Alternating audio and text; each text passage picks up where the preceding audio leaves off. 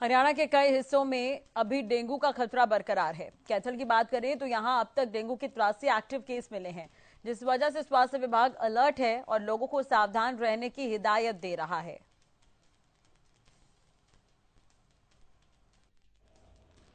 गुलेचिका में इन दिनों डेंगू अपने पैर लगातार पसार रहा है। डेंगू के लिए स्वास्थ्य विभाग द्वारा क्या रोकथाम की जा रही है और गुलेचिका में और डिस्ट्रिक्ट में इस समय डेंगू की क्या स्थिति है, इस पर बातचीत करने के लिए हमारे साथ सीएमओ रेणु चावला जी हैं। मैडम, क्या स्थिति है इस समय? अभी तक कितने केस सामने आए हैं?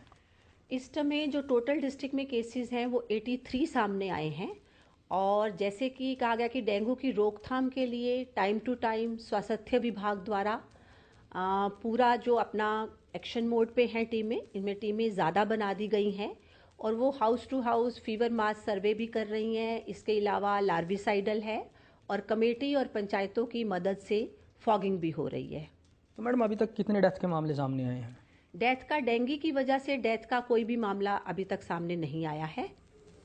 तो मैडम, कहा जा रहा है कि कल एक डेंगू से मौत हुई है, तो उसको किस तरह देखते हैं?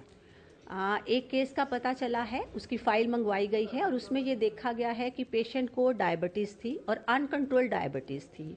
उसमें उसका NS1 पॉजिटिव आया हुआ है, लेकिन जो ऑन ट्रीटिंग जिस हॉस्पिटल में वो एडमिटेड थे, उन्होंने cause of death bradycardia with cardiac arrest दिया है।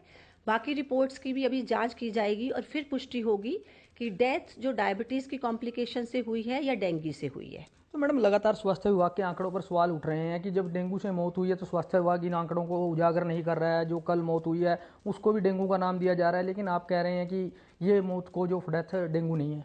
नहीं, ऐसा नहीं है कि कॉज ऑफ डेथ डेंगू नहीं है, उसमें डेंगू पॉजिटिव आया है और स्वास्थ्य विभाग इस बात से बिल्कुल भी नहीं है कि डेंगू से डेथ नहीं हो रही, लेकिन डेंगू से इस टाइम कोई भी डेथ नहीं है।